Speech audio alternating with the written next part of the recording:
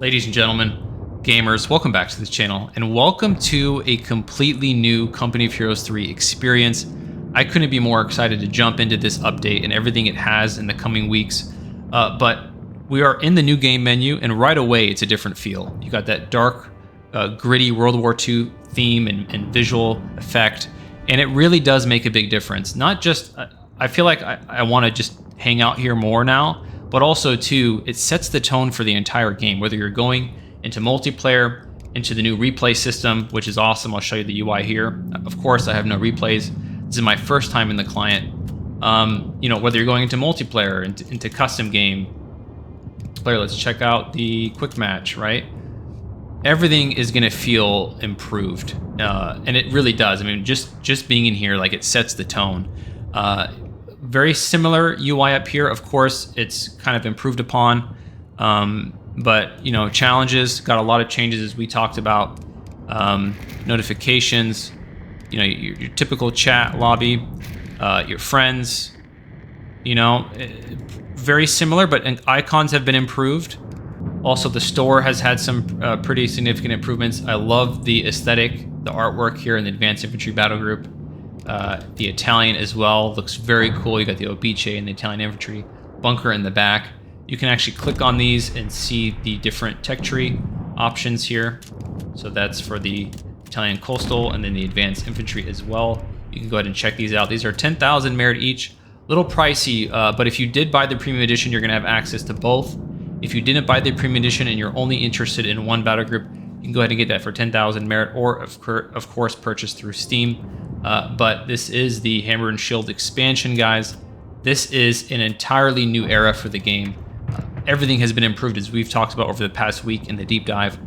Everything, I mean, from gameplay to visuals to audio to balance. Every file in the game has been reworked, and it's just so exciting to see. So I want to thank everybody over the past 8-9 months who's been part of the Sarge squad, who's been supporting the channel. I'm so happy that we are finally here. As AECO recently said, this is the true release of the game. It does feel like that. I am more excited for this update than I was during the tech test and during the launch of the game, because the game is taking on its true form now. And just again, want to thank everyone who's come along in this journey. And I want to just say that we're going to build the best community possible for many years to come. So without further ado, let's go ahead and jump into the preview today and the patch notes. Some high-level goals. The biggest one was there were some unit classes, again, that weren't really being used, and at the same time, the unit they were supposed to counter. So light mortars versus machine guns, that balance wasn't there. So machine guns were a big topic, and they were a big problem. And this is kind of like to wrap up the saga to hopefully address most of the issues with that unit class, while at the same time pushing forwards two unit classes that haven't really seen much use.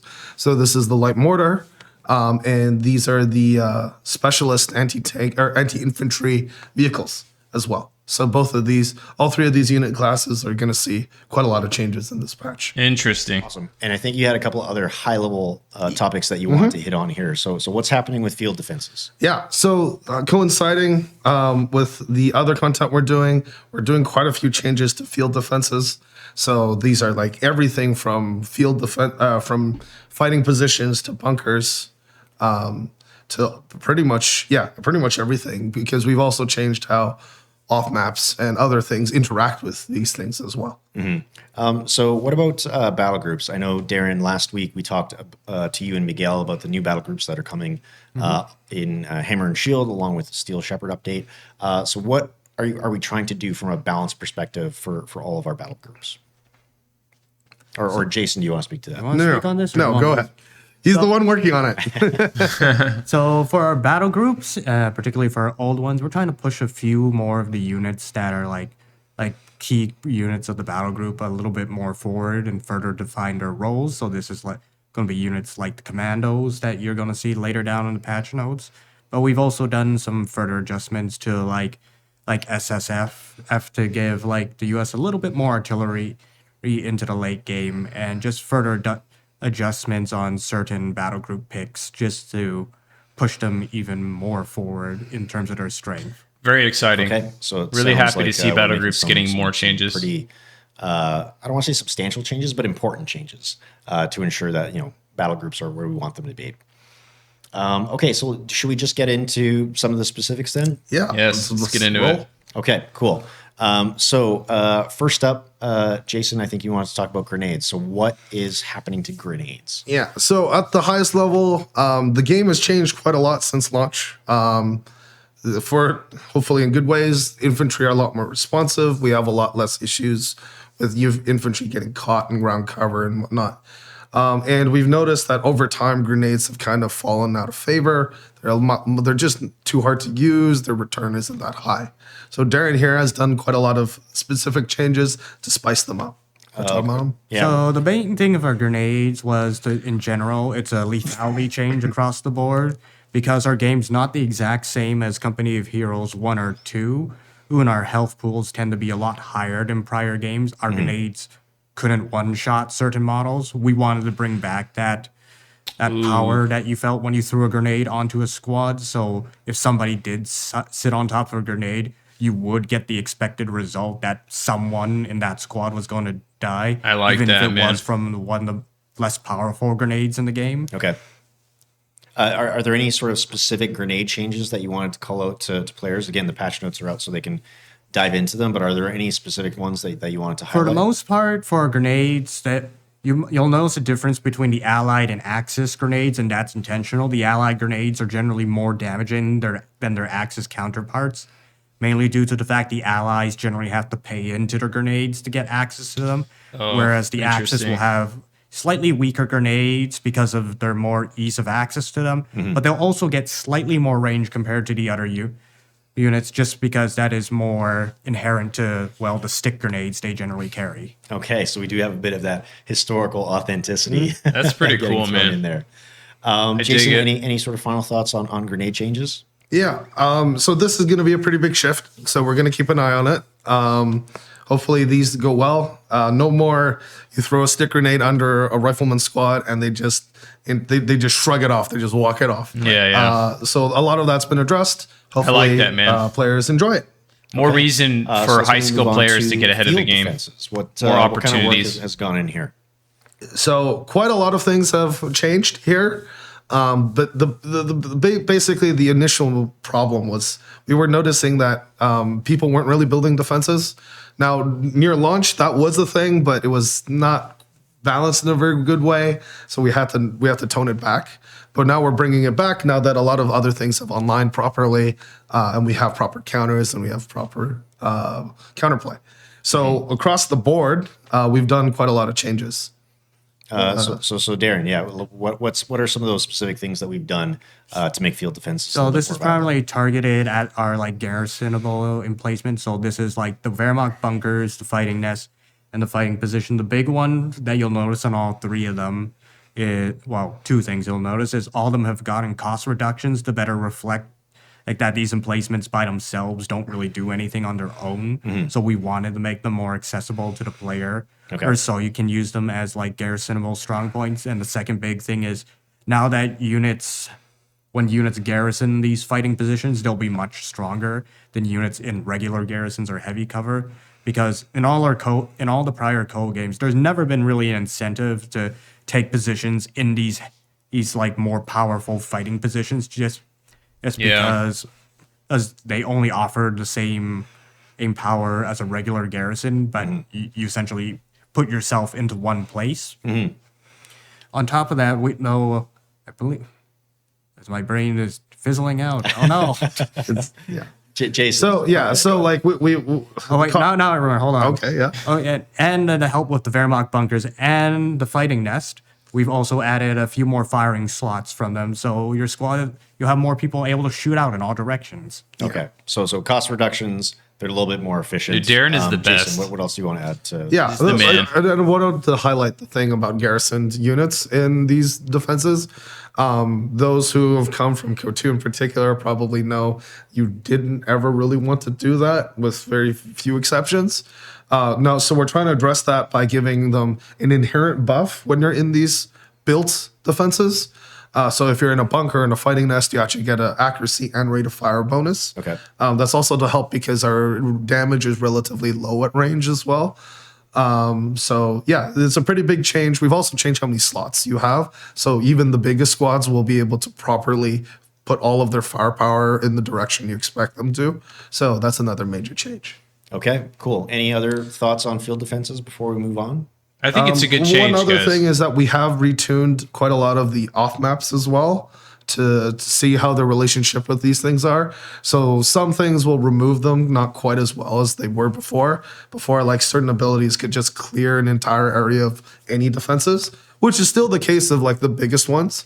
But we've balanced it so that there are some ways for more defensive players that really invested in their defenses to keep those defenses alive, even against some of the more strong removal options. Okay, I feel like that's a really good segue into our next point, which is off-map artillery. Right. So, yep.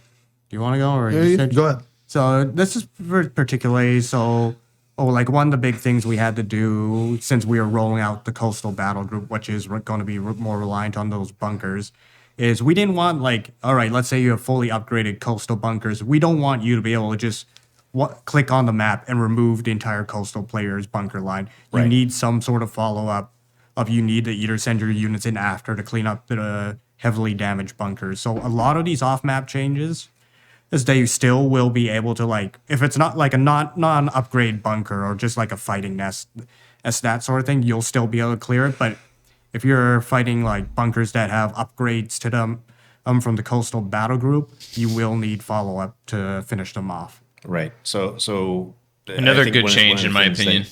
you noted here in the notes that I'm cheating off of is combined that, arms. Like one P-47 dive bomb isn't quite enough to remove a bunker, but you'll actually need the double sortie. Is that kind of the direction that we're moving? in? Exactly. Yeah. Okay. Jason, any other sort of thoughts or specifics that you wanted to call out about off maps? Again, this was a pretty large scale change as well. So same with the grenades. We're going to keep an eye on it. We will follow up on these if we see issues or if we see certain problematic trends. But yeah. Okay, cool. So what about indirect fire? Indirect fire. Yes. So mortars. Mortars have always been a difficult unit in the Coast series to get right. This is another attempt from our end to kind of push them back into the limelight a little. Now, the American mortar in the past has had a little bit of time to shine, but very good. with that sole exception away, all the other mortars have kind of suffered, and for a few different reasons. And also, they've been just generally difficult to use, even when they were good. So we're trying to standardize, and we're trying to make this a lot more streamlined. So for like some of the specific changes, Darren can go in detail.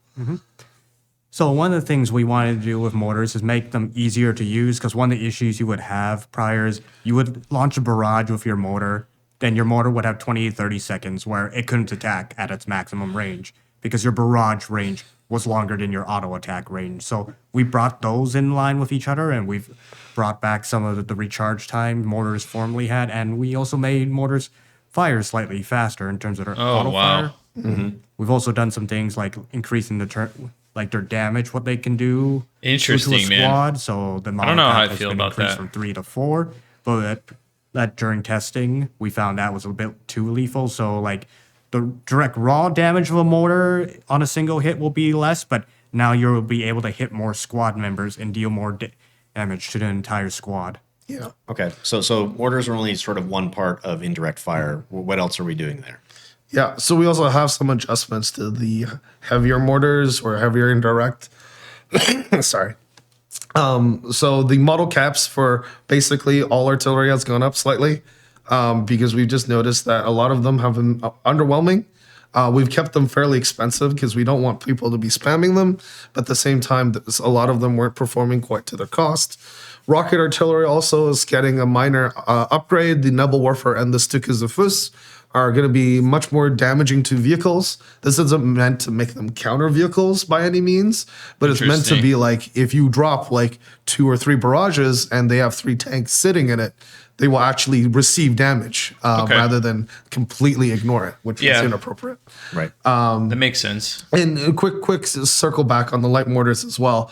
While we've made the auto fire is slightly better. The majority of the power is still in the barrage. The reason why we standardized the ranges, one thing was we've noticed that people trying to like destroy a defensive position, like a bunker or HMG, would barrage. And then because it would move or the barrage wouldn't kill the target, they would then suddenly the unit would just stop doing things. And it was not intuitive to most players. And even to the players who knew it, it was really clunky because then after the barrage, you would have to then pick up and then move, which would really cut into how well you could rely on a mortar Yeah. to do its job. Right. So that's the other rationale why we've standardized the ranges. I know those from coming from Code 2 might have some reservations, but the goal isn't to bring back laser-guided mortars. The point is to make mortars more reliable against the things they're supposed to counter, like machine guns and bunkers. Okay. Any final thoughts before or on indirect So they're before we move on? Really improving defenses, but Good. also Okay. your offensive so tools. that kind of covers all the general changes. artillery, Was there anything else indirect. that we wanted to add there before we get into the factions? Let's get into the factions, man. This is I think exciting. I'll- I'm I think so we can move on pumped. to the factions. Okay, cool. So first up, let's talk about the U.S. forces. So maybe let's talk about them in general first, and then we can talk about the battle groups. So Darren, what are some of the general big picture changes that are coming to the U.S. forces here? So most of our changes to USF are to either some of the units that are a little bit underused or some of the units that are somewhat core to the faction, but that could still use improvement. Weapon and Support you'll find Center? that there are a large number of changes throughout the various units, like for the M375 millimeter gun carriage, which we made a change that should make U.S. players happy. It's not going to be a full indirect fire unit, but now the U.S. player, from the moment they go Weapon Support Center and get their gun carriages from that building, they'll have some sort of weapon that's able to at least pressure anti-tank guns without receiving return fire. And we also have things like the ability to make your Greyhound tougher or in the mid game if you really want to invest all your munitions into those light vehicles. Yeah. Okay. I think the one that I'm really excited about is the Jeep Commander. The Jeep Commander is back. Yes. Yes, it's finally back. Many have been asking for it. He's coming back in a slightly different form, though. Right. So he still brings back the radio recon. I like but that, man. The main thing is to transition the Jeep into a little bit more of a recon unit. The Americans have the Scout, but they've needed another option that they can opt into, and also to allow the Jeep to sunset a little bit more gracefully. Okay. The other big change is to the bazooka team. The bazooka team has been on our radar for a while now. It's been difficult to try and get it to the right place because if it's too strong, then one of the main weaknesses that axes can attack are gone, right? So, but this time around, we've kind of buffed up them where they are a little bit more responsive, so they'll aim faster, and their overall DPS is ever so slightly higher. Okay. Okay, Were very there any minor other change. sort of I like that. general Small- changes coming to the core roster that we wanted to call Small out here? buff. So one more is the 57 mil gun carriage, as Darren mentioned before. This unit has been really difficult to use. On paper, it has quite a lot of different powers because it's an AT light vehicle that is very cheap and early, or relatively cheap and early to get. So on paper, it can be really strong, but in practice, it's a fixed arc, very squishy unit. So it's Yeah. been very difficult to use. We've given it quite a lot of buffs to see if we can get this unit into the right place. We'll be tracking it as it goes. But yeah, we buffed its long range indirect fire. So when it's not firing directly as an AT weapon, where it's kind of in its most vulnerable state, it's a little bit more valuable. And we'll see how that goes. Okay. Anything about our heavy armor for the U.S. forces? Want to talk about the bulldozer? Bulldozer is part of a larger change that you're going to be seeing for like these heavy anti-infantry vehicles like the Centaur and the Brumbar. Okay. So we did some changes mainly to slightly lower their cost to bring them more in line with what they are, because most players generally prefer the generalists that are able to tackle both armored vehicles and infantry. So there wasn't really reason for the anti-infantry specialist vehicles to be much more than their or generalist counterparts. But we've also done some further changes of just making these vehicles more lethal against infantry and bunkers Interesting. and emplacements, so they fulfill a second role. Yeah. Okay, so that definitely incentivizes. Bulldozer was already a really tougher good. choice when you you're know? looking at And your these units will also be a bit more reliable against vehicles. We Vehicles. did some changes where now they will, rather than preferring to undershoot, they'll always prefer to overshoot on scatter. Okay. So that means if you're standing a Nice. tank right in front of a Brumbar, Dozer, or Centaur, you can expect to take reliable damage from those HE units if you're not backing up. Yeah. In Nice. other words, they'll stop missing literally like an entire building in front of them. Okay. Like if you park a 221 in front of a bulldozer, the bulldozer will actually hit it now. Okay. So be good. aware. Okay, that's good to know. Any other sort of general changes with the U.S. forces before we get into battle groups? We know they got some slight anti-tank buffs in the form of the 57 millimeter gun, and I'm not sure if we'll get flack on this, but we also slightly nerfed the Hellcat just a little bit because while it's a very strong unit, but the problem is due to its cost and effectiveness, it was a little too efficient against Yeah. Axis armor head-on. Okay. And this is on a unit that is able to choose how, where, and when it fights, just Yeah. because of its high speed. It was and slightly very more cost range than effective. The Axis tank I like that counterpart. change. The funny thing is the Hellcat has actually secretly gotten better over time because a lot of what really held it back was that a lot of the times the gun would miss at long range. And this was not something statistical or this was not driven by the stats on the weapon. It had to do with how our projectiles worked. Right. Now, this has been changed and bug fixed over time. And the Hellcat now is the super fast, but super accurate and super lethal tank destroyer that can also Yeah. run away from you. Right. But how about the so Sherman, we're- the standard yeah, Sherman? we're That bringing needs it to be back in line. buffed. Okay, good to know. Maybe we should talk about battle groups now. Yep. Darren, what are some of the changes coming to the battle groups that you specifically want to call out? Did you want to go through each of them, or are there certain ones that So you the want to hit? big one that we probably want to call out of all of them is the big replacement for our Flame Engineer team on the Weasel. You will be well remembered, but the Americans are now getting the pack howitzer now towed in by the Weasel, which will offer quite a bit of choice. You could either go like, do I want to get the Weasel now, get that opportunity, use it on the field, get that veterancy, get early healing and all that, or do I want to wait one CP and not be able to use my battle group during this time and wait on getting that Such a good indirect change, fire piece man. towed in by the Weasel. I love it. I think that's such a I cool think change. that's a change that we kind of teased in one of our earlier videos. So I think It's a hard decision to make too, you know? Are there any other sort of changes coming like to the tempo special or- operations that you want to call out? Do you want the value of that artillery piece early? For the most part, we're only doing some slight munition costs to make its abilities more accessible, similar to what we're also doing with Airborne. Okay. Anything coming to airborne or armored that is of note? So Armored War Machine is going from 4 to 3. That might raise some eyebrows for some, but we've noticed that Armored has not been delivering on exactly what one of the intent was to allow light vehicle play to be more prevalent for them. Okay. I'm going to keep an eye on this because this was meant to be bundled with a few other changes that didn't quite come through. So we'll see how this goes. But yeah. Okay, cool. Should we move on to the British? All right. All right, let's get to it. So, general changes that are coming to the British Interesting forces. stuff. Let's hear it. Darren, is there any, or who wants to start first? And what do we want to call I it? can quickly start. Not too many changes for the Brits here. We've mostly been moving the other factions around. So we've been careful not to move everything everywhere all at once. But we've been monitoring the performance of British armor since launch, and like they've been doing really well.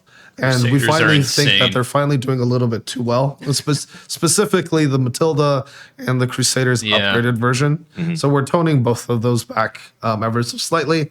The Grant we also think is really good. It's being slept on a little. So we're giving it just a minor tone up to see if we can get players to use it a little bit more because it's a very good vehicle. Okay, Darren, are there any sort of general changes for the British that you want to talk about, or did you just want to get right into battle groups? I think we can go right to battle group. I think Jason already mentioned. To check out the why patch we're notes. I don't know slightly what the adjusting changes British are. tanks. Okay, so what's up first? So the big thing that we wanted to do for Aaron C you'll notice that there's been more changes for Air and Sea than the other battle groups. As in particular, we want to incentivize the use of the Commando Squad, particularly as their role as a behind the lines unit with their camouflage and infiltration. One of the issues that Commandos had is that after they would take a fight, you would have this Commando Squad that was at 3/4 health or like half their health with like 5 to 6 models, but you weren't able to like recover that health until you ran back to base. Right. But that didn't really fit the fantasy of a unit of the Commando Squad who wants to be behind enemy lines and always able to operate there. And on top of that, we did some more minor changes. So, like the Ford Medical Station, now British will have a retreat point, which should help them in like either smaller games that they go for it early or the larger team games that they need to fall back to those points. And the Centaur also follows the same route as all our heavy anti-infantry vehicles. While the Centaur is not like doesn't have the raw power of the Dozer and Brumbar, we still gave an improvement against infantry, and because it doesn't have like the high damage input of those two units, it still has the advantages of both speed and rate of fire over its other counterparts. Okay. So some Interesting. big changes coming to Air and Sea. Jason, were you going to say something? Nope. Okay. Indian artillery. Anything of note there? Real quick, we've brought back, or we're nerfing the airburst artillery because it's a little insane for its cost. So we're nerfing that by increasing its cost and reducing its performance a little bit. And then we're also delaying volunteer infantry by 1 more CP. Okay. Darren, what Okay. about the British armored? For the British armor, the main change is the forward assembly will now essentially be as good as like getting 1 sapper squad out, but now you have that aura, and this can also be used to repair both itself and emplacements. So it can cool. help support like defense gameplay. And while the British don't have a lot of emplacements, you can use to heal those of your allies, and it'll be much more useful in healing like large amounts of vehicles that the British armor generally will be putting out. Okay. Any final thoughts on the British? I know we said we weren't going to touch like them that too much, change. but do we just want to move on to the Wehrmachts? Pretty minimal changes for Cool. the Brits. So what are some of the general changes coming here? Yeah, for Wehrmachts, a few changes here and there. Tigers are so bad. Hold down, we've done another pass on them. So Martyrs now too. it is quite a lot more powerful, but you can no longer just activate it in combat. Now, if you started it and then you enter combat, it doesn't cancel. But you basically to reward players for digging in before they fight, we're giving, for example, 5 range, 5 sight, and a significant bonus to reload. So, dig into that Wehrmacht late game hold down style. More The defensive other thing tools. is a minor change, but also very impactful. You can no longer go straight to the Panzer Command without either of the tier 2 buildings. Okay. The main rationale behind this, we originally left this open to keep strategic diversity around, especially with some of the battle groups. But over since launch, we've seen multiple builds with iterations that do this, and they're usually pretty oppressive, or at the very least, not the most interesting or fun to play against. Right.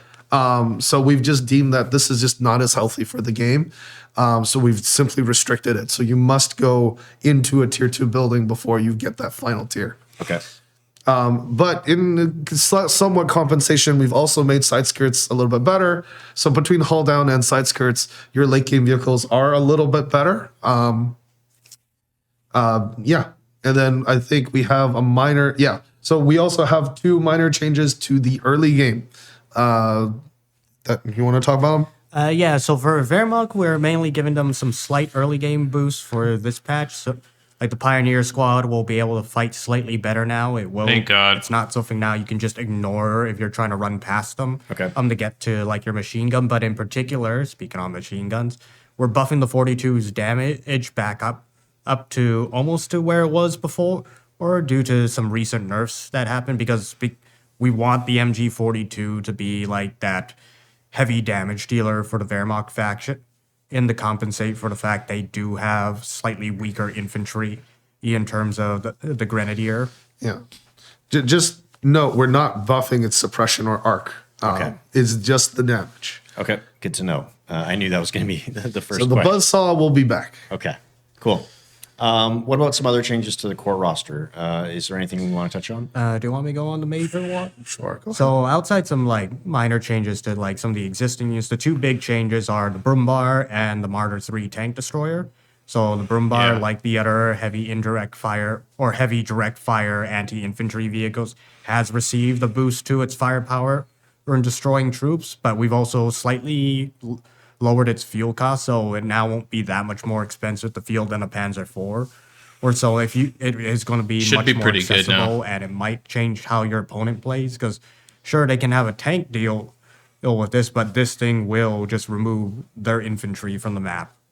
And is in itself, because of how Sounds we good. changed the scatter, the Brumbar will serve as a very excellent shield against incoming anti-tank fire. Okay, and sorry, what about the Martyr there? The Martyr is so bad for We Vermont. wanted to do this before, but we want to distinguish the Martyr from both the DAC and the Wehrmacht faction. And given that our Wehrmacht faction is far more defensive than in the DAC faction, we've decided to make the Wehrmacht Martyr slightly more expensive in terms of fuel in particular. But we've given it a new ability to allow the Martyr to essentially act as an anti-tank gun, like a true anti-tank gun going up to range 60. And when you also sight down the vehicle, you'll also be able to fire much faster. Right, and Cool. is- In comparison. So that makes the Martyr, like, once you've set up a position, you can lock down that area. Pretty okay, cool, and man. sorry, setting it down, is that a new ability? Yeah, that's a new ability. Some might remember it from Code 1. One, the sight main gun ability. So this is going to increase your Martyr's range from 50 to the same range as a regular anti-tank gun, so it can operate in that same role. Okay. Well, given that the Luftwaffe quarters itself does not contain an anti-tank gun. Okay. And Without you'll the also get a liability of DPS being increase, decrewed. allowing the Martyr That's- to be more lethal to vehicle. That's Oh, sweet, man. I really particularly like at that this change. Okay. Jason, is there anything else that we want to cover in the core roster before we get to battle groups? No, we can move on. Okay. Darren, battle group changes. What's coming? So the big one that we're doing for mechanized, and this is going to likely incentivize the Stug assault group more, is you'll no longer be able to have that Panzer Grenadier squad, but you'll have another battle group that gives you quick access to Stoßtruppen. So that means at least from the 3 original battle groups from the Wehrmacht, you have some form of access to elite infantry, whether it be Luftwaffe's Fallschirmjäger, breakthrough with the 251 half-track and the Stoßtruppen, or you can go mechanized and still get Stoßtruppen in a bit earlier, which will also mesh better with their STG 44. What a great change, Okay, I'm man. looking That was forward the to seeing issue that. with Stoßtruppen. Okay. Was the timing that it was- Is that it for mechanized? Anything else that you want to touch on there? Or that should- you're able should to we get talk it about out. Luftwaffe? I love that change. Luftwaffe, we've touched up with mostly the emplacements for it. So we've reduced the cost on the 20 mil because we kind of kneecapped it a little too much early on. And then I believe we've also buffed the 88 ever so slightly. Right? No, well, we made it easier to build. More accessible, and the Yep. 88 will now be a very lethal threat to pretty much all aircraft in the area. So maybe not against like the toughest loiters, but any strafing run, if the 88 manages to shoot one shell into like the P-47 strafe run, or even the dive bomb, is very likely to take them down with one shot. Okay, so it's definitely a little bit deadlier against anti-air, or against air rather. Anything else to cover with the Wehrmacht, or should we move on to the Deutsche Afrika Corps? To the deck. To the DAC. All right. General changes coming to the DAC. What do we want to talk about here? We have a bit of lighter changes for the DAC as well. I think we mostly moved USF in relative to them because we do know people have been talking a lot about that matchup. So we've changed the 250 mortar half track ever so slightly, and we've buffed the Panzer III. The Panzer III was getting a little bit bullied by the Chaffee in particular. So the frontal armor is going up on it, and the cost is going down ever so slightly on it. We're also doing a little bit more standardization where we're making sure all of the vehicles can use smoke. So this means the Martyr can now use smoke, which is pretty big. This will help that vehicle quite a lot against Chaffee dives as well. Yeah. Cool, man. And one really cool thing is we have moving flamethrowers on the Guastatori. So your flamethrower Terminators are back.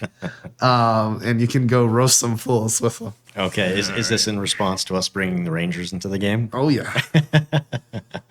Okay, cool. Darren, what about battle group changes? What's coming for the Dak's after- not particularly getting a ton of battle group changes because we did a lot of their battle group changes in 1.3. They're mainly getting some slight adjustments, like the armored support anti-tank lawyer is getting a bit more expensive, and that's in addition to the fact the plane will no longer track. It's just getting that cost increase because unlike the British version, and its projectiles are hit scan, whereas the British you can actually dodge by just going forward or backing up. And the big thing is mainly we're just giving some slight adjustment to the Bersaglieri.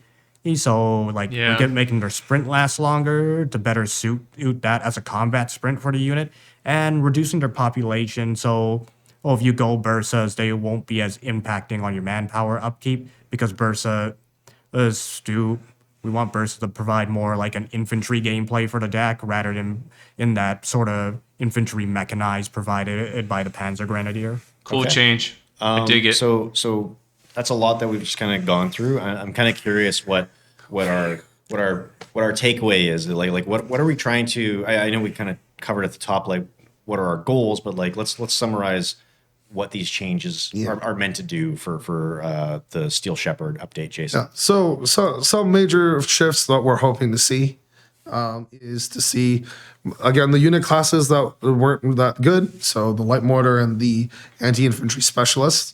Part of this is also to kind of spice up team games quite a lot. We've gotten a lot of feedback that it's gotten a little stale with medium tank spam kind of being the thing. Hopefully with some of these defensive changes, with the changes to specialist units, and just to change to some of the meta game across the board, that helps alleviate the problem. We're going to continue working on this, but that's kind of the goal. In terms of like the smaller modes, for example, for competitive 1v1, we hope that changes to like grenades, for example, spice up the action layer of the game.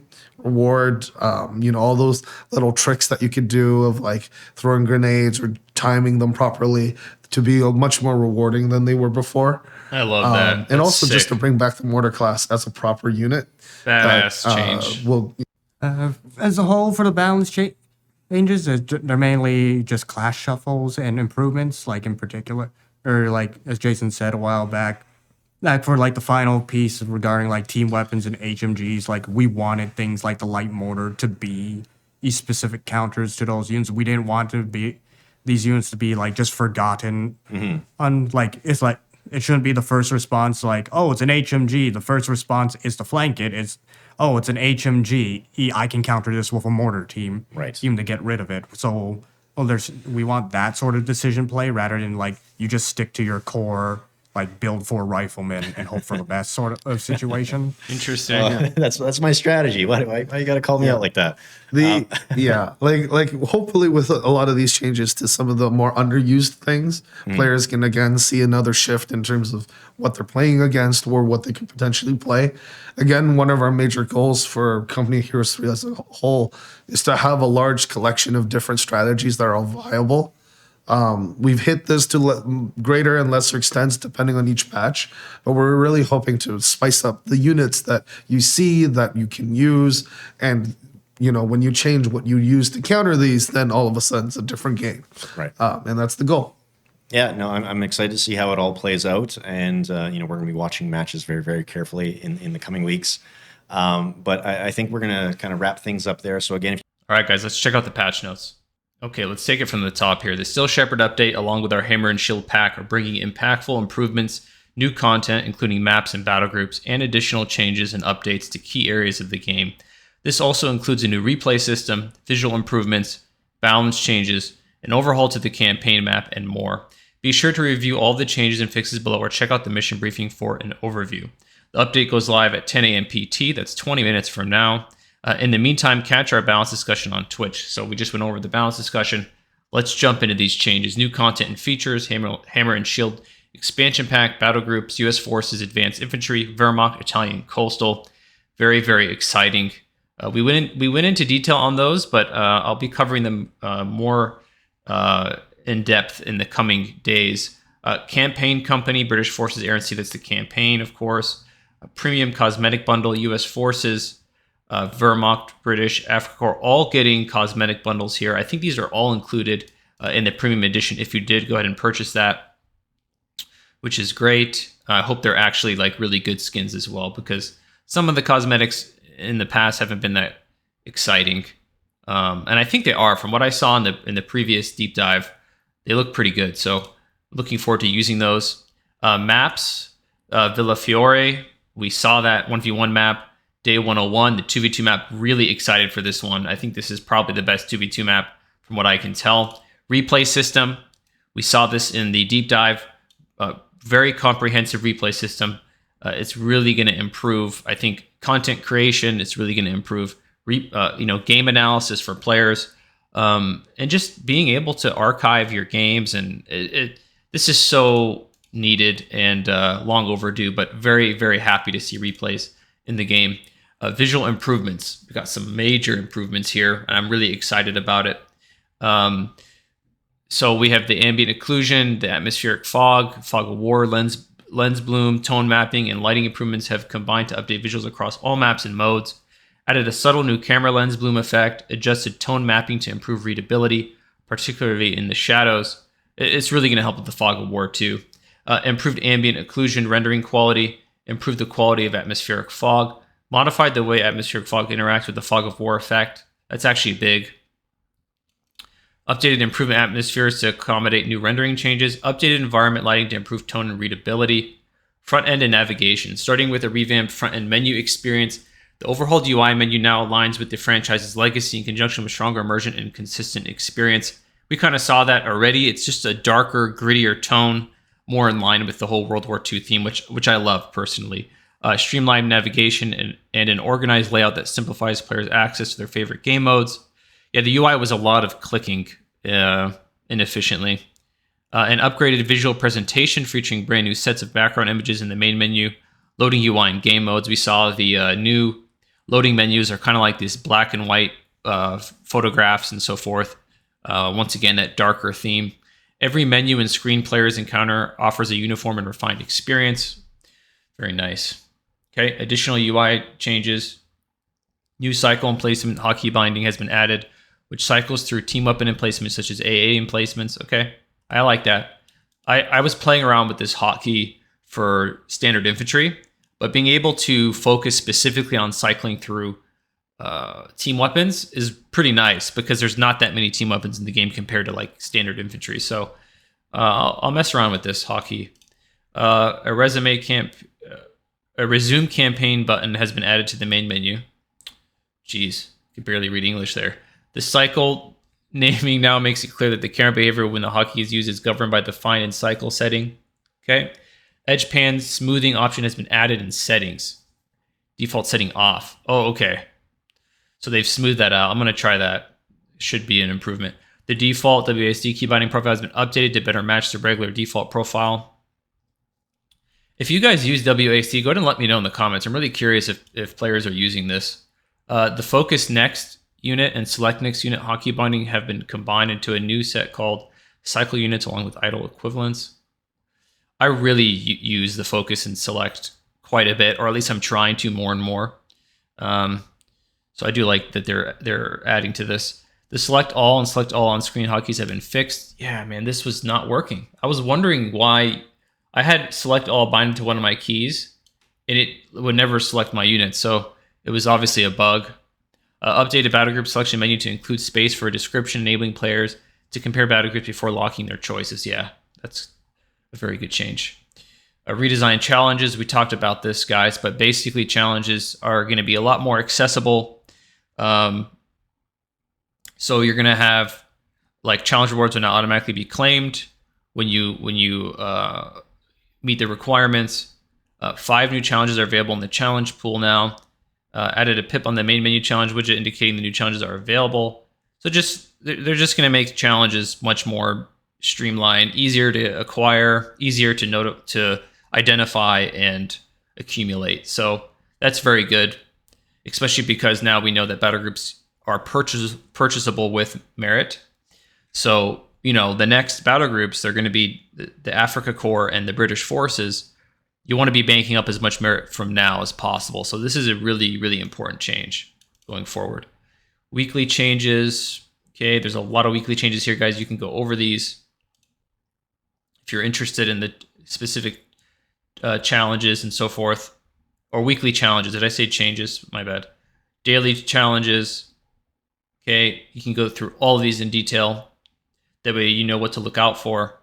Single player improvements. If you guys are interested in changes to single player, from my understanding, there are quite a bit of changes to make the difficulty and challenge of the single player mode more dynamic and really more interactive, right? In terms of your optionality and your choices. If you're interested in this, go ahead and check it out. I haven't played the campaign, so I don't have much input there. But multiplayer gameplay changes. Okay, event queues. Added a new text background to event queues to make more legible. Okay, fixed a bug. Fix instances where the mine hit event queue wouldn't trigger. General tooltip fixes improvements. Okay, so event queues, if you use those, are going to be improved. You can check those out. Maps. Okay, adjusted the minimum and maximum depth craters can cause, reducing the chances of impassable areas being generated. It's a good change, like in the late game. Updated a North African building, including sand textured versions. That's cool. That's a cool attention to detail. Updated various Greek ruins that were not blocking most heavy and medium tanks. Okay. Benghazi. Fixed a fuel container state, preventing units from being able to fire through them until they are damaged.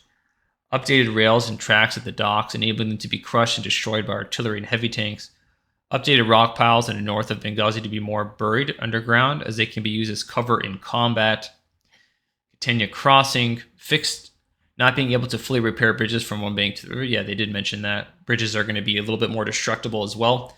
Mignano. Updated buildings straddling the non-player edge to either be ungarrisonable or to be more viable in combat. Okay. Monte Cavo.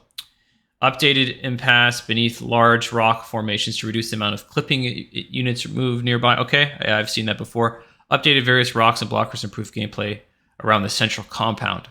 Access to the Kamachinap should be notably easier, and large blocking rocks should be more effective at screening movement. Okay. Wetlands. Added descriptions and titles to all garrisonal buildings. Interesting. I guess it can get confusing. Pathfinding improved across the map by increasing space for light vehicles and anti-tank guns were required. Nice change. Removed a visible blocker. Updated impasse near a narrow staircase. Updated impasse underneath large rock formations. Updated the minimap to display additional routes into the walled city. Very cool. I like that one in particular. The new minimap changes are just phenomenal. We're going to get into that. Twin Beaches. Removed a hidden element beneath a small section of the road, which is preventing the construction of defensive mines. That's hilarious. Queue flow. Players will start loading into a match from the quick match lobby immediately after a match is found. We'll shore up matchmaking quality, also mitigating the impact of players leaving the queues. Oh man, I really like dodging Arius Perennius or whatever it's called, and I'm kind of bummed about that, but it should improve the overall experience getting into a game quicker. Tactical map and mini map, huge changes, guys. If you've seen this in the deep dive, I'm really, really happy about this. The mini map looks amazing. So indicators for airplane abilities now better match their location. Added a hand-drawn custom minimap images to all multiplayer maps. That is so awesome. These custom images should improve clarity of major features on each map, including distinguish buildings, roads, and bridges from the inaccessible areas. This is such a neat change. I mean, it's really going to improve the overall player experience and readability tactically, and it just feels like an aerial photograph more so, right? With all these important details strategically and tactically. Okay, tac map, increase the size to match the full screen height. That might take a little time getting used to, but I'm really excited for it. It's just going to improve your ability to execute. Improve visual appearance to match minimap art updates. Improved units visual priority relative to each player. So basically what this means is that your icon is going to be prioritized above a teammate or enemy icon, so you don't get mixed up on trying to select your own unit. It doesn't get hidden in a bunch of units if they're in close proximity. So that's fantastic. Improved unit selection on the TAC map. Improved territory line resolution. Double-clicking on units, garrison, and buildings now correctly closes the TAC map. Thank God. That's a nice change. Remove squad buff and debuff icons. Yeah, there's a lot of clutter with all the icons. I'm happy about that. Remove neutral vehicle wrecks, health bars. Yep, that's good. Unit responsiveness, selection, and pathfinding fixes. Fix the case of infantry getting stuck on world objects. Fix a few instances where vehicles wouldn't move when trying to go around enemy vehicles. Okay, the walking Stuka rocket half-track will not properly path through light crush obstacles. Units are now more likely to prioritize pathing the direction they are currently facing according to the movement order. That's big. Engineers no longer get stuck in a running loop when attempting to repair bridges. Yeah, this was not only bridges, but vehicles as well. This is like way more common than it should be. Responsiveness, construction will not begin before the unit's tools are out. Mobility, pass on all vehicles. Reversing vehicles no longer stutter when blocked by enemy vehicles. Separate the rotation from the pivot rate. Tanks, light vehicles, and ultralight vehicles have different turn plans, meaning that vehicles will be able to do tighter turns. Very nice. Just more reason to be able to micro and get ahead of your opponent by having good micro. Vehicles get a flat increase in rotation rate of 10, excluding casemate vehicles. Vehicles will now start their movement with a base movement rather than slowly ramping up. I did notice that, especially in the deep dive when you saw units accelerating and sort of reversing. It looked a lot more responsive and quicker. Selection. Buildings are no longer selectable through the ground, making it easier to move infantry close to buildings. Okay, that's good. I didn't even realize that they were selectable through the ground, but now that I think about it, a lot of my units were garrisoning buildings without my command, and it was probably because of this. Decorators now have higher priority than bounding boxes, making it easier to select single units. Player constructed defenses now show up as ghosts in the fog of war. Okay. When selecting multiple unit abilities, shouldn't overlap or have priority such that both retreat and reverse commands are now available to use when both infantry and vehicles are selected. Okay. Weapon upgrades. If a squad has picked up weapons and reached their squad capacity, their weapon upgrades will now be locked. Okay, that's good. So you can't swap them out once you're at max. If this wasn't the case, it would make Rangers like a lot stronger, I think. Something to think about and look at. If a squad has picked up only one weapon and performs a weapon upgrade, any upgrade that would grant 2 weapons now only grants 1. It will cost half the munitions to perform the upgrade. Okay, really interesting. So you're just going to be able to upgrade your units much faster. If a squad of Afrika Korps Panzer Pios picked up an abandoned GRB-39 off the ground, they will unlock the smoke grenade ability without having to purchase... Oh, wow. So it's literally like upgrading the unit. That's pretty cool. It's really good, man. Picking up weapons is going to be better. If a squad of engineers with a stowed away minesweeper pick up weapons to reach maximum capacity ability to pull out your minesweeper, no longer drop a minesweeper on the ground. But since the squad's hands are full, you will not see a unit carrying the minesweeper. Fret not, as the ability to find the mines will still be active. Okay, it's really important to notice. If any further doubt, driving an M8 Greyhound over mines is the next most effective method of finding them. That's hilarious. The GRB-39 weapon upgrades for both factions can now drop on the ground on squad death. The U.S. barracks upgrade that grants Browning automatic rifles to all riflemen should no longer drop bars at the foot of squads who are already at weapon capacity. Okay. Tweak the MP44 upgrade for the Wehrmacht Sostroop instead of properly replace the MG42 and G43 with 4 MP44s.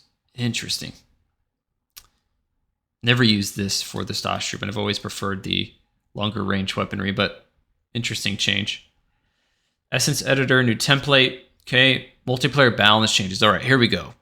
This is a massive wall of text, guys. Bear with me here. We're getting through it. It's really important stuff just to note, so I hope it's helpful. Multiplayer balance changes adjusted the health of bridges down between 20% and 50%. Okay. Changed vehicles to no longer auto attack targets. Okay. Demolition package upgrade from the Infantry Support Center will now grant the same demo charge types to riflemen, engineers, and bazooka teams, so more standardization across the board. Forward observer barrage can now be used in the fog of war for all units.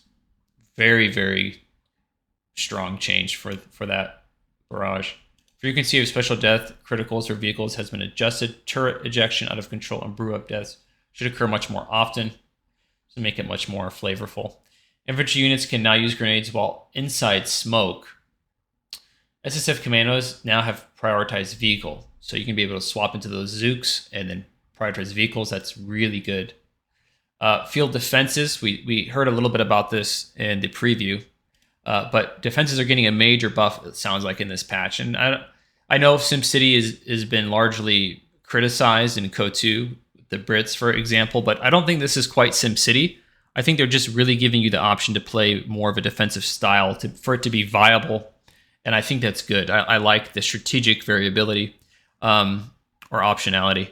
So buildable defenses have been adjusted to be cheaper to construct, reflecting their base and opportunity costs. We've also added a new ability for all constructed garrisonable structures, where infantry squads garrisoned in these structures will have higher offensive stats. The Vermont bunkers have also received several changes to their upgrades to better reflect their high upgrade cost and give them more flexibility when deployed forward in the field. So this is all about the Italian coastal, of course. Buildable defenses can now crush most light cover map assets, such as crates or bushes, enabling easier placement. Yeah, placement was very difficult. Even placement in your base is difficult, man. Buildable defenses now provide combat bonuses to infantry inside. We heard about that from Jason. Units fighting from inside gain plus 25% accuracy and 30% rate of fire. That's huge. So you're really going to be incentivized to jump into that if needed, or at least place a defensible position or structure in a very strategic location so you can fall back as a soft retreat and gain that bonus. I love that change. Fighting positions. Cost from 150 to 100. That's substantial. Only 100 manpower. But I don't know how strong these actually. I mean, with this buff, it could be good, but I don't know. Grenades. The following change to grenades make grenades lethal against all infantrymen in the game with greater damage to the blast zone. I'm really curious to see what other top players think about this. I personally, at first glance, first impression, I think it's a great change. I think it's really gonna just like turn up the overall excitement factor of a match from a spectating standpoint. And from a gameplay standpoint, once again, it's emphasizing higher skill micro and multitasking, which I think is important in this game. More reasons for good players to get ahead of other players. If you're outplaying your opponent, right, you should be ahead. And there shouldn't be tremendous amount of comeback mechanic for a player that you're just outright outplaying. So I like this change, especially in a game where we have auto reinforcing, which is good. I like that mechanic. But grenades were just underutilized because they just weren't strong enough. You don't really punish your opponent for landing a good grenade, which feels bad, especially because you're paying a hefty amount of munitions for it. So I think it's a good change. We'll see how it shakes out in the coming days and the coming weeks. But in terms of statistics, 25% damage penalty against buildings, damage standardized across the board to 120. Okay, bundle grenades, area of effect damage set to 1, 0.4, 0.35, area of effect distance to 1, 1.5, 1, and 6, to 1, 2, and 6. Okay, area of effect radius set to 5.5. Okay, damage reduced from 180 to 160, no damage penalty against emplacement or buildings. Okay. Regular fragmentation, U.S. forces and British thrown grenades, area of effect damage, okay, area of effect distance, area of effect increase from 4 to 4.5, model damage limit set to 4, so a little bit less effective against those spec ops units, those elite units, some of them at least. Throw wind up sped from 0.875 to 0.675, okay. Rifle grenades, area of effect damage, area of effect distance, model damage limit set to 4. Okay, so looks like these are getting buffed as well. And rifle grenades are probably gonna be pretty good. Stick grenades, axis grenades, excluding bundles. Okay, all getting changed here. You guys can check out these specific numbers. Range increased from 20 to 23. Fallschirmjäger can throw at range 25. Throw wind up sped from 0.7. Okay. So guys, go ahead and check out the stick grenade changes. It's a little hard to know exactly the impact because I don't have the previous numbers. Indirect fire changes. They talked a lot about this. Really, they just are adding this at the same time that they're adding, a lot of buff to defensive options. So it makes sense to be able to, if they're buffing MGs, emplacements, field defenses, bunkers, it makes sense to also buff indirect and mortars, as we see here in artillery. And it looks like they're going to be standardizing that as well. So we are strengthening the power of motors by reducing their barrage recharge times, increasing their rate of fire, and the number of entities they can damage. Okay, auto fire and barrage range have also been standardized. Okay, other artillery units have been improved by increasing their model damage limits. Rocket artillery has been tuned to be more threatening to vehicles, as I talked about. Okay, that includes another buffer, which is an interesting choice. Okay, light mortars buffed substantially. Auto fire range increased from 75 to 90. Barrage range standardized to 90. Barrage recharge times reduced from 30 to 20. Model damage limit increased from 3 to 4. So you're going to be able to micro this unit a lot more and get a lot more out of it, which is nice. Howitzer emplacements. The Obice, the BL 5.5, the M1A1 105mm howitzer for the USF coming out soon, or at least it's out already, just released. It's 1001. Cannot be built in the base sector, must be built outside the base sector in friendly territory. Okay, good change, or good feature. Bishop West Cannon A model damage limit increased from 3 to 4. I think that's Bishop was good, but the West and Cannon A were pretty bad. So nice to see them getting some love. BL 5.5 model damage limit increased from 3 to 5. That's pretty substantial. Pack howitzer, heavy mortar, and LEIG model damage limit increased from 3 to 4. Also really good. Rocket artillery, Naval Warfare now deals 100% damage and has plus 3% penetration against vehicles. Wow. Dude, the Naval Warfare is going to be so good. So, I mean, as they're introducing all these defensive options and tools, they really are buffing up artillery. So I'm really curious how good defensive playstyles are actually going to be.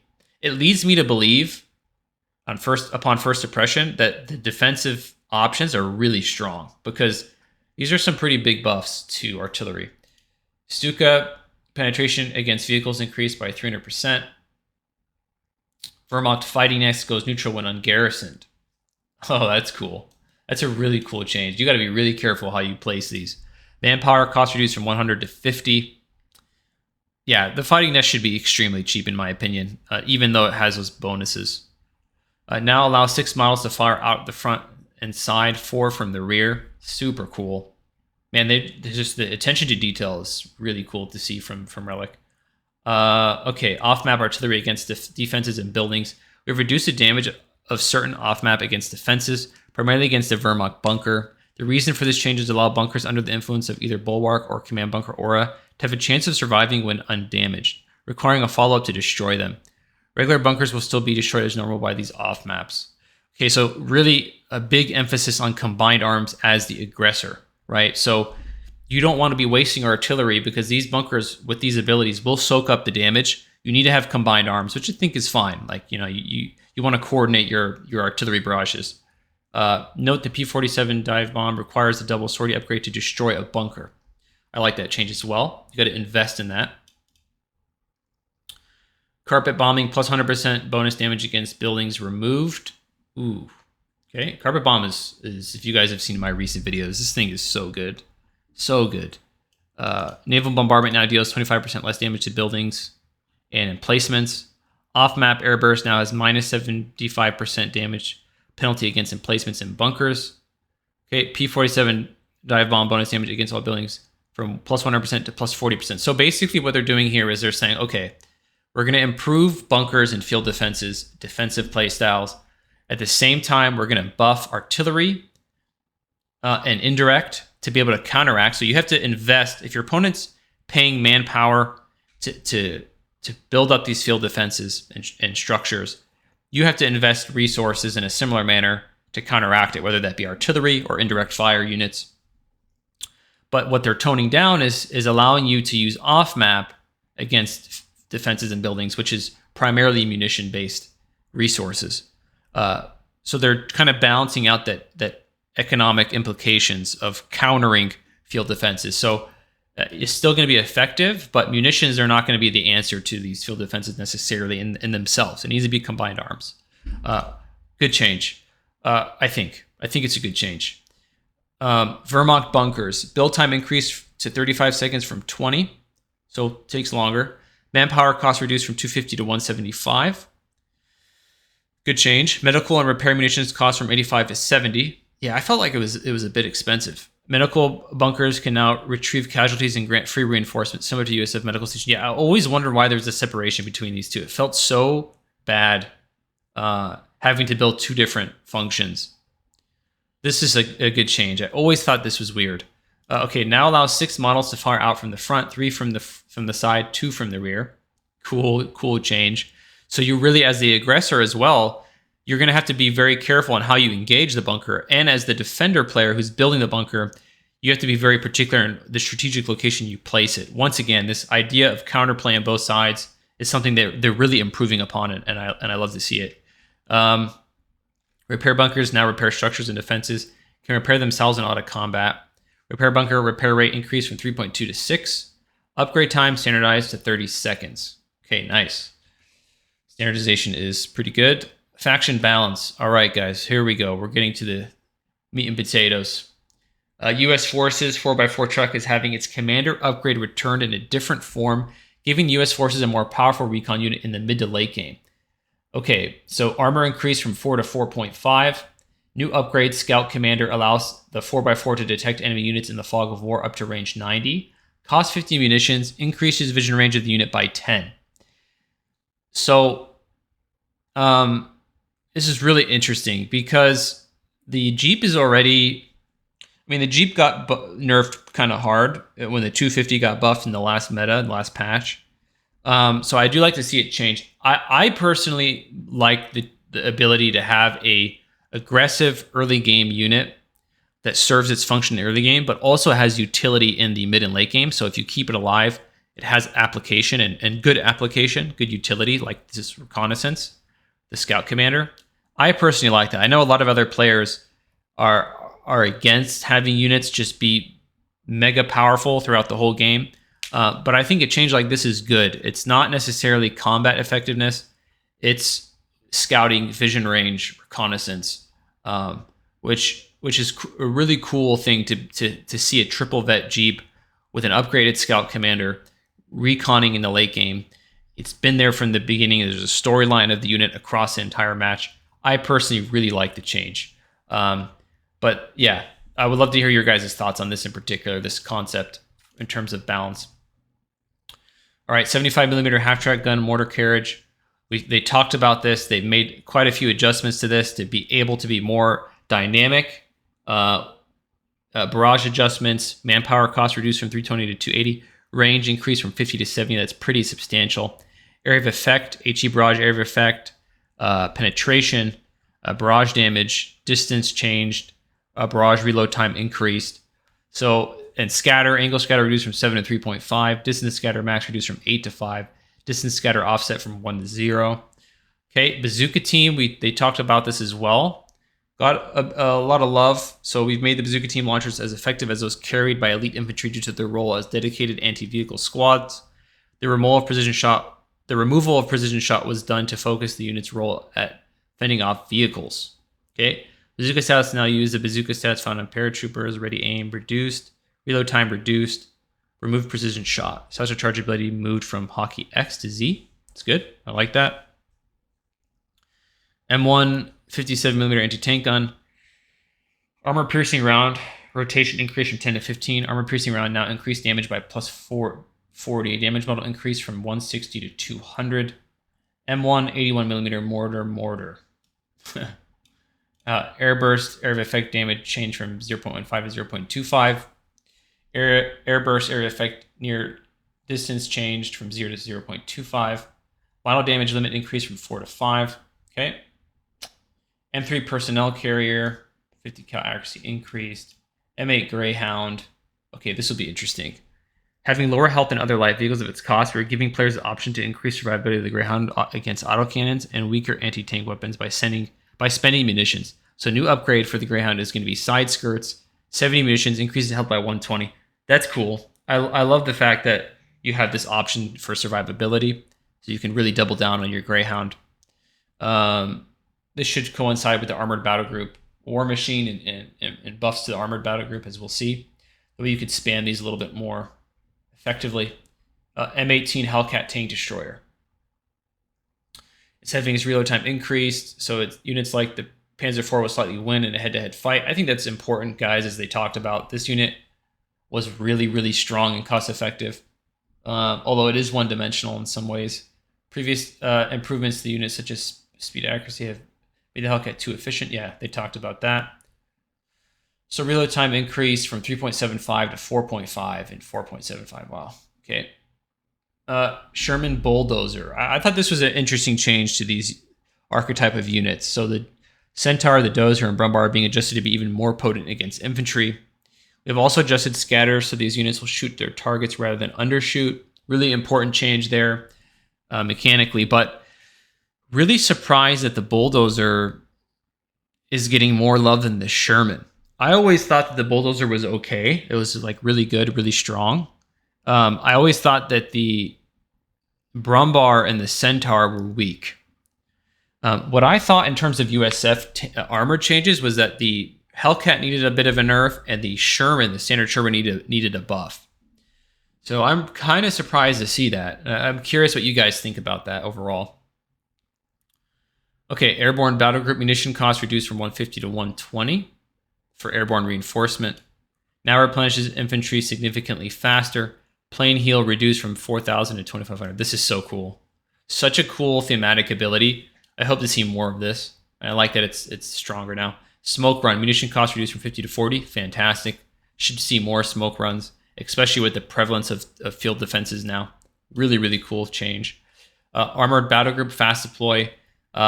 Build speed bonus increased from plus 50% to plus 75%. War machine reduced from 4 to 3 command points. Good change. It's going to give some more options for the USF player. Okay, Spec Ops battle group.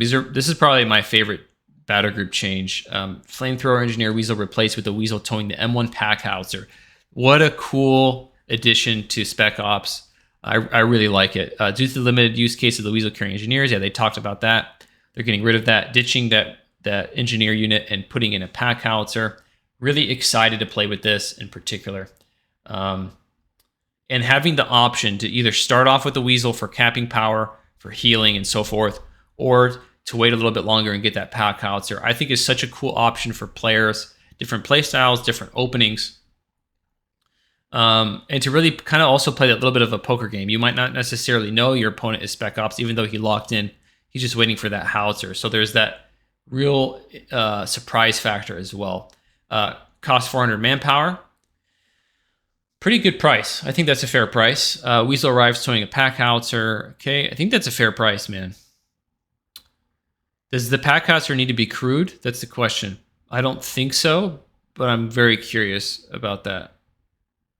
Off-map smoke barrage. Munition cost reduced from 40 to 35. Rating flares reduced from 65 to 55. Good changes overall. Okay, Wehrmacht. 251 half-track and variance. Acceleration increased to 3 from 2.5. Good change. Make these a little bit more survivable. MG42 weapon cooldown decreased from 1.5 to 0.75. Hold down ability, guys, has been improved pretty substantially, so more incentive to hold down in the late game in particular, perhaps, and get those defensive buffs. So hold down now provides plus 5 range, plus 5 sight, and speeds up reload time by 30%. In addition to the current 25% damage reduction. Pretty cool. Jaeger squad. Okay, Panzer Shrek ready to aim reduced. Shrek long range accuracy increase. Yeah, the accuracy of the Jaeger squad Shrek was so bad at long range. Scope rifle long range accuracy increase from 0.65 to 0.695. So not a big accuracy or long range accuracy buff. It doesn't seem like that big, but man, do scope rifles need some love. I don't know if that's enough love for them, but perhaps it's good. I don't love the Jaeger squad. I don't love the design behind this unit in general.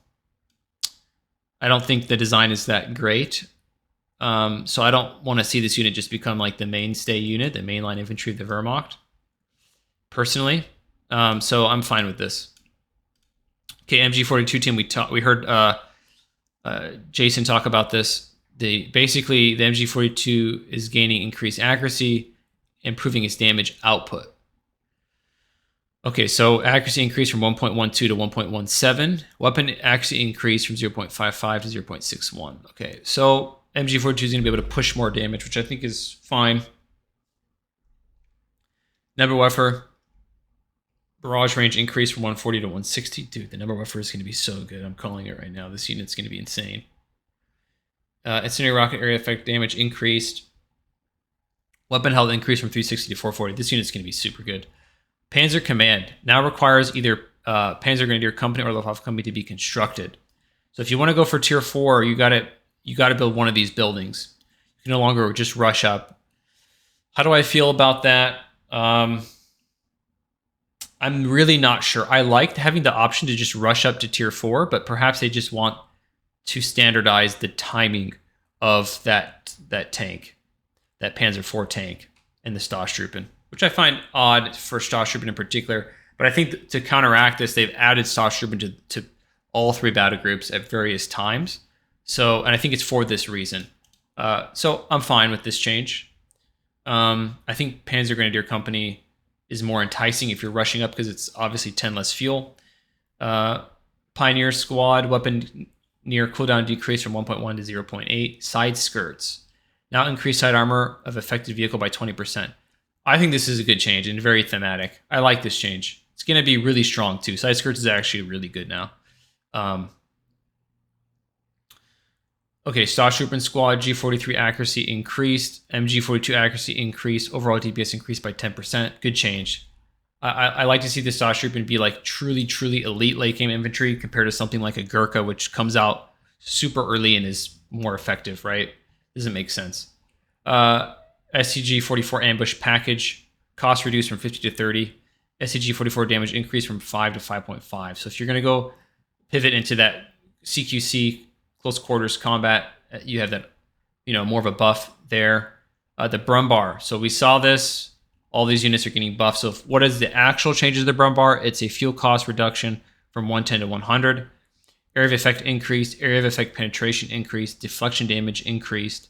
Distance scatter offset increased. Damage against bunker emplacements increased by 100%. I think this unit's going to be very good. Not only for soaking up damage as a quote-unquote tank, but really pushing damage against infantry, pushing them off the map, and really helping you carve out a position. Man, I really like the Brumbar in this update. Wehrmacht Martyr. I thought this was a very clever change to the Wehrmacht Martyr. This unit was terrible, like absolutely horrendous. So they've adjusted it to be more effective when fighting from a defensive position. Once again, that defensive theme, but a higher fuel cost. So as they said, this thing is going to be able to have this sight main gun ability instead of hold down. And it's going to be able to function as an AT gun with the same range. It's going to be able to pack a major punch. And it's going to be more mobile without the liability of being decrewed like an AT tank gun. So really cool change, man. I like it. It's more resilient against artillery indirect. Of course, it is getting a cost adjustment from 280 manpower and 25 fuel to 240 manpower and 40 fuel. So more fuel, but less manpower. Once again, functioning very much like a mobile functional AT. Very cool. So this new ability, Sight Main Gun, is going to increase range by 10 and speeds up reload time by 20% when active. And can still rotate. Super cool. I really like the change. Breakthrough Battle Group, Rapid production to build time bonus increase from 50 to 75%. Luftwaffe Battle Group Falchion Pioneers, build menu standardized with Pioneer squads. Still has access to Luftwaffe Relay. Cool change. 20mm flak emplacement. Okay, so the 20mm flak emplacement time reduced from 45 to 40, so a little quicker. A 20mm flak basic cost reduced from 250 and 35 fuel to 225 fuel. Good change. Pretty substantial. Pioneers can now construct the 20mm flak emplacement. That makes sense. If you have this unit still alive, if you lost your Falchion Pio or whatever, if you want to just, it just allows you to be able to build this more easily across the map. I think it's good. It makes sense, right? 80mm anti-tank emplacement. CP cost reduced from 3 to 2. Anti-air range modified reducer from 10 to 6. All 88mm flak damage against aircraft increased from 240 to 600. That's huge. Updated text for Luftwaffe fighters to tell players about the flak unlock. I love these little UI additions. Really important. Mechanized battle group, Stug assault group. Stug D assault group manpower increased from 600 to 650. Stug D assault group now comes with a Stosstruppen squad. That is awesome, man. I once again love seeing the Stosstruppen get more love. Stug D hold down removed. So you're still not able to get the Stosstruppen out super fast, and now it's going to be even later with the Panzer Command change. But I do like having the Stosstruppen more accessible across the board, no matter what battle group you're going. So I feel like you're not going to need to go to Panzer Command as quickly anymore. But of course, the Brumbar is getting some love, and the Panzer IV is better against Hellcats. So really interesting changes. The West CP cost reduced from 4 to 3. Okay, so we got some changes to the British forces. Let's go over them. No longer, Boys AT Rifles no longer has a damage penalty against bunkers. Crusaders. What have they done to Crusaders? Have increased the scatter and lowered the area of effect damage of upgraded Crusaders to make Crusaders less effective against infantry at range. Thank God, man. This unit was so good against infantry, it was ridiculous. They would be sniping my infantry at max range. For its cost, the Crusader was too effective. Yes, we know. A 6-pounder angle scatter increased from 5 to 8.5. 6-pounder area of effect near damage reduced from 1 to 0.8. 6-pounder distance scatter at max increased from 3 to 5.5. Thank God, man. That is such an important change. Grant, 75mm gun penetration increased from 180 to 200.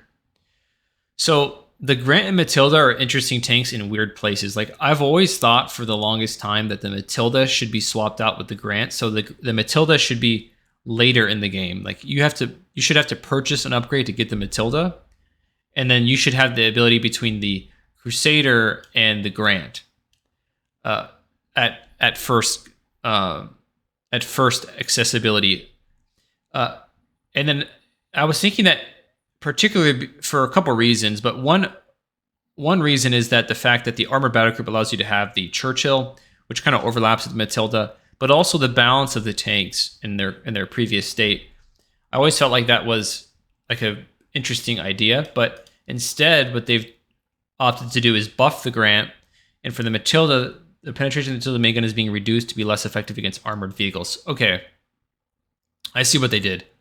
So we want to retain the Matilda's high health and armor, but make the unit less effective against heavier vehicles. So 2-pounder penetration reduced. So what they've done is they've basically made the Crusader less effective against infantry and the Matilda less effective against armor. So now there's a bigger distinction between the reason for going for one of these two tanks.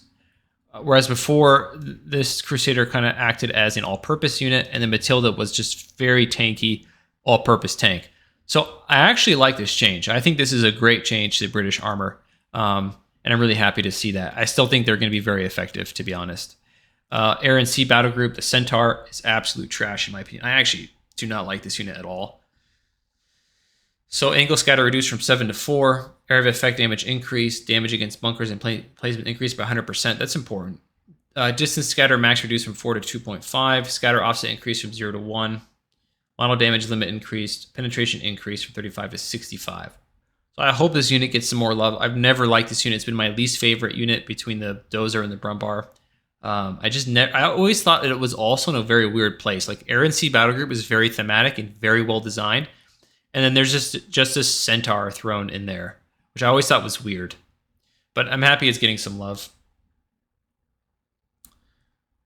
Okay, Commandos, both variants are receiving minor passive healing, allowing for successive ambushes and granting cannons greater ability and flexibility when operating on their own. So just allow them to stay on the front line longer, give you more incentive to be in cover, camouflage. I like this change. Commandos of both variants now heal for 1.6 health per second.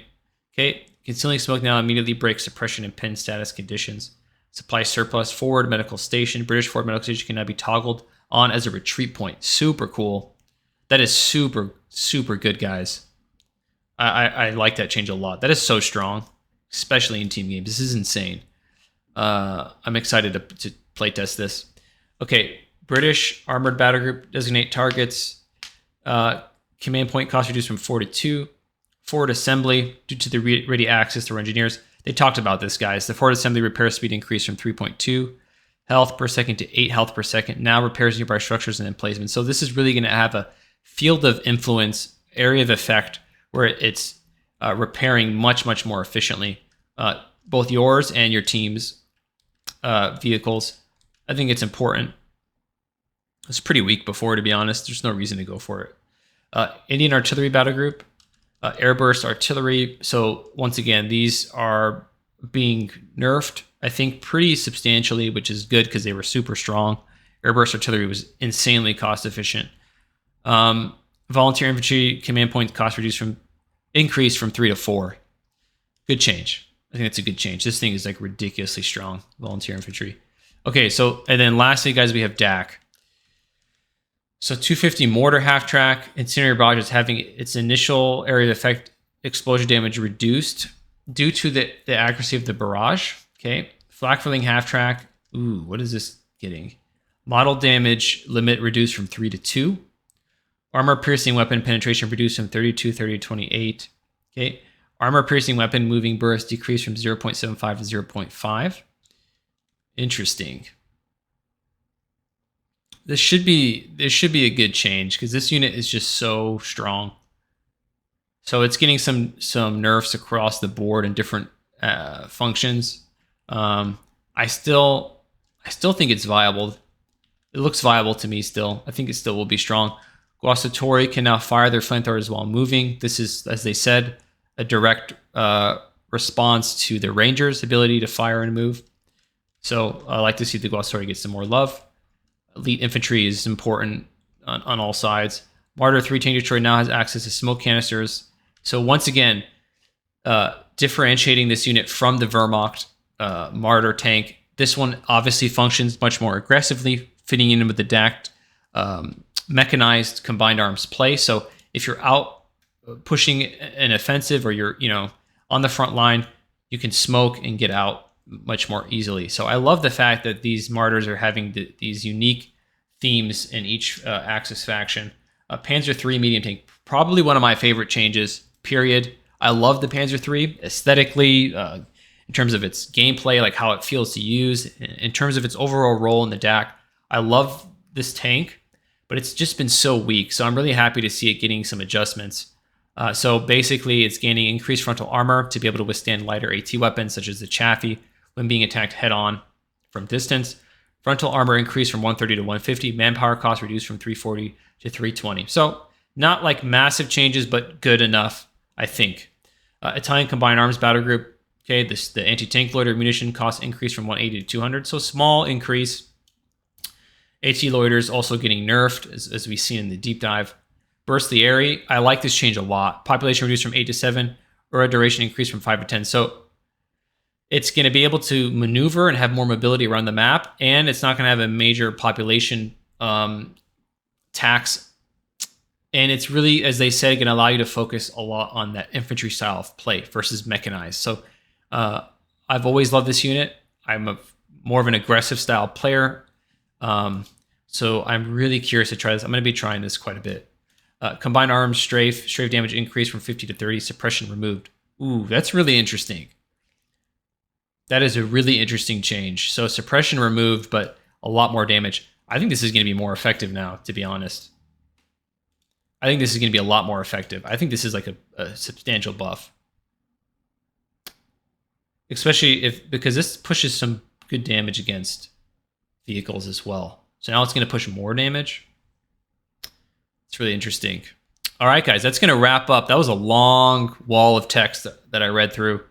I'm not going to read through all these bug fixes, guys. At the bottom of the patch notes, you can read through. There's a lot of art and animation bug fixes, audio fixes, essence editor, gameplay fixes, the most important one for you guys to know. So go ahead and read through all this. I mean, there's just a tremendous amount of bugs here.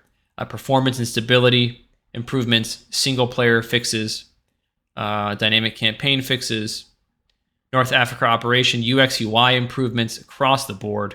So go ahead and read through all these. It's a tremendous amount of bug fixes. All right, guys, that's going to wrap up this video. But I hope you are as excited as I am. This update is going to have a tremendous impact on the game now and moving forward. So I couldn't be more excited. And I'm really, really happy with the direction the game is going. I'd love to hear your feedback. Go ahead and smash the like button, subscribe, leave a comment, It really does help to support the channel. And I'll see you guys on the next one.